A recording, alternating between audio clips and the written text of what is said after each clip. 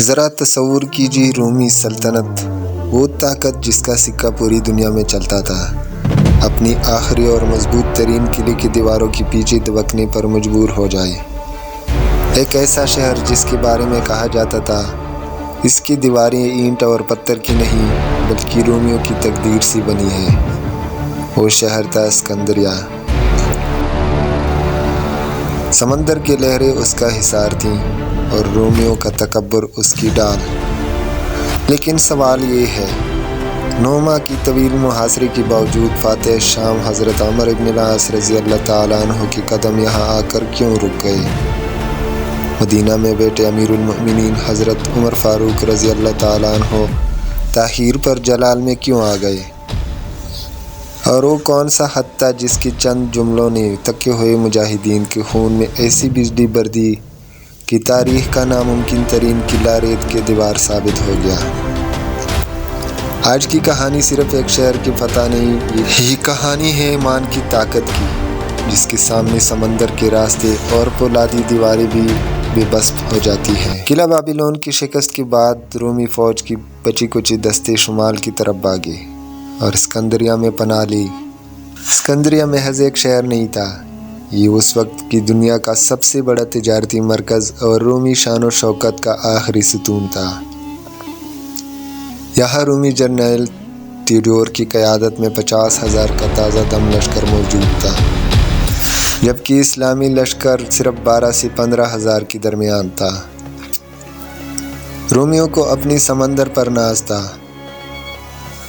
قسطنطنیہ سے مسلسل خوراک، اسلحہ اور کمک آ رہی تھی۔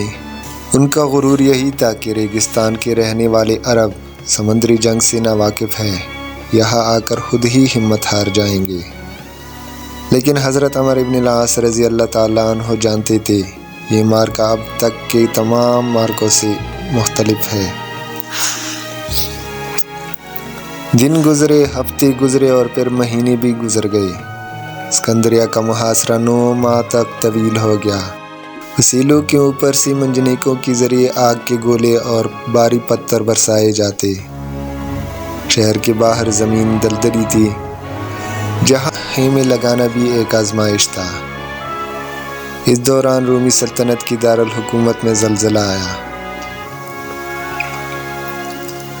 رومیوں کا سب سے طاقتور بادشاہ ہرقل، جو برسوں سے اسلام کی عروج کو روکنے کی کوشش کر رہا تھا، وفات پا گیا۔ یہ خبر رومی فوج کے لیے ایک نفسیاتی شکست تھی، لیکن اسکندریہ کا گورنر اب بھی اس خوش فہمی میں تھا کہ مسلمان تک کر واپس چلے جائیں گے۔ جب مدینہ میں امیر المؤمنین حضرت عمر فاروق رضی اللہ تعالیٰ عنہ کو تاخیر کی خبر پہنچی تو محاصرہ طویل ہو چکا تھا۔ تو آپ رضی اللہ تعالیٰ عنہ نے ایک ایسا خط لکھا جس نے تاریخ کا رخ بدل دیا۔ خط کے الفاظ یہ تھے: شاید تم لوگ دنیا کے آسائشوں میں کھو گئے ہو، یا تمہاری نیتوں میں فرق آ گیا ہے۔ یاد رکھو، اللہ صرف انہی کی مدد کرتا ہے جو اس کی دین کے لیے مخلص ہو۔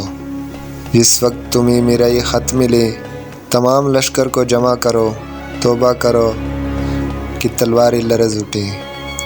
یہ الفاظ نہیں تھے، ایک وارننگ تھی۔ لشکر میں ایک روحانی تلاطم برپا ہو گیا۔ حضرت عمر بن العاص رضی اللہ تعالیٰ عنہ نے فوراً یہ منصوبہ تیار کیا اور حملے کی قیادت حضرت عبادہ بن صامت کی سپرد کر دی۔ وہ عبادہ رضی اللہ تعالیٰ عنہ جن کی ہیبت دشمن کی دل دہلا دیتی تھی۔ ایک صبح فضا کو چیرتا ہوا نعرہ بلند ہو گیا: اللہ اکبر! اسلامی لشکر بپھرے ہوئے سیلاب کی طرح دیواروں کی طرف لپکا۔ تلواریں ٹکرائیں، نیزے چمکے اور میدان جنگ بن گیا۔ حضرت عبادہ رضی اللہ تعالیٰ عنہ کی قیادت میں ایک دستہ مرکزی دروازے تک پہنچ گیا اور پھر ایک آواز گونجی: دروازہ کھل گیا ہے۔ بھاری آہنی دروازہ کھلا اور اسلامی سوار شہر میں داخل ہو گئے۔ رومی فوج میں بھگدڑ مچ گئی۔ شام ہونے سے پہلے اسکندریہ، جس پر رومیوں کو بہت ناز تھا، وہاں اسلام کا پرچم لہرانے لگا تھا۔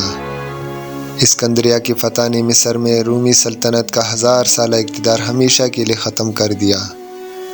جب آخری رومی جہاز بندرگاہ سے روانہ ہوا تو اپنے ساتھ ایک مٹتی ہوئی سلطنت کی یادیں لے جا رہا تھا۔